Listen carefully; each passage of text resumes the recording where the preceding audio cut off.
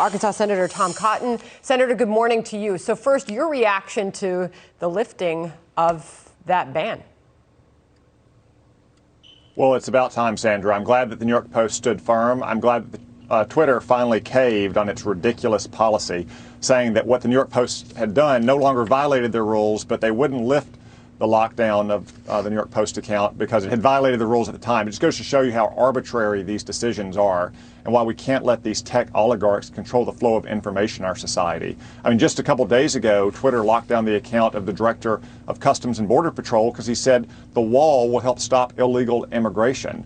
I mean, we cannot allow these companies to continue to have this kind of power, this kind of immunity from any legal liability, which is they have under federal law. That's why we need to repeal that legal immunity. I mean, you said Jack Dorsey testified the other day. He looked like a homeless Antifa protester. Is this who we really want to control the flow of information in our society? I don't think so. Okay, so you're taking on his appearance in that hearing this week that we all saw. Obviously, there was a lot of criticism of what we heard and what came from that hearing. You're directly taking it on, Senator Tom Cotton. You have written a piece. You penned it. It's published on FoxNews.com. Twitter tried to censor me, and they lost. So does anything change after all of this, Senator? Are there any lessons learned? Well, I certainly hope so. I've long said that we should amend or even repeal outright the immunity that all these tech companies have from any liability for what people post on their websites. Look, Fox News, radio stations, newspapers are liable for slander or defamation or libel because they're editors, because they control the content that they put out. If these companies want to curate, if they want to edit, if they want to censor information, they should face the same standards that the rest of the media does.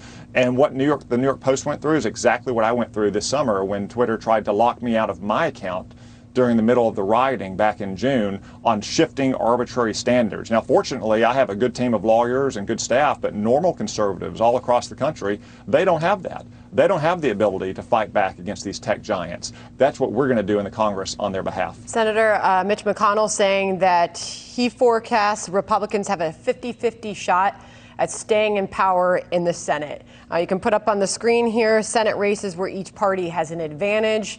What can you tell us about what we are going to see go down based on what we are hearing from the leader?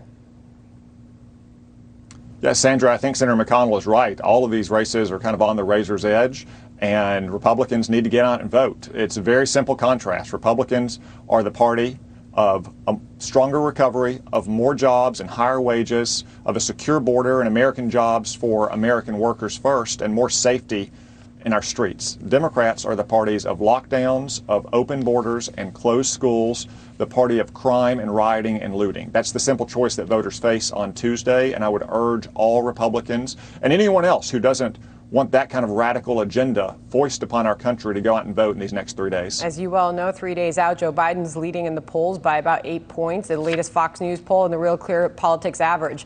If Democrats were able to flip the Senate and have full control there and in the House, what does it mean, Senator?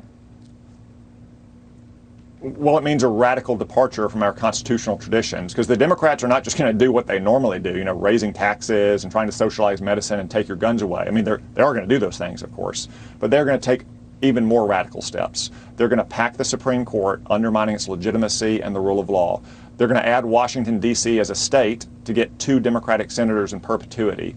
They're going to pass Nancy Pelosi's crazy voting law that would mandate California's voting system of universal mail-out balloting and ballot harvesting without photo identification or even signature verification on all 50 states. They're probably going to try to eliminate the Electoral College so the presidency will be decided in just a handful of megacities. They're going to grant amnesty to 15 million illegal immigrants. They're going to fundamentally restructure our constitutional system and try to put themselves in power in perpetuity. That's the stakes of this election. Senator, we will likely hear a similar message from the president when he speaks just a moment from now there in Newtown, Pennsylvania. Just a few seconds left. What do you want the president's closing message to voters to be as he's got 4 stops in this key battleground, Pennsylvania, today? Again, it's a very simple contrast. Republicans are the party of a stronger recovery, more jobs, safe borders, and safe streets. Democrats are the party of lockdowns, of open borders, of closed schools and churches, and tolerance for crime and looting on our streets. that's our closing message. If he doesn't secure re-election and you look back, what do you think will be a moment that he could have made different or changed or done differently to lead to victory? Sandra, there'll be plenty of time for post-game analysis after the game concludes on Tuesday night. Right now, I am focused 100% on making sure that we win on Tuesday. Senator Tom Cotton, appreciate your time this afternoon. Thank you very much. Thank you. All right. Trace?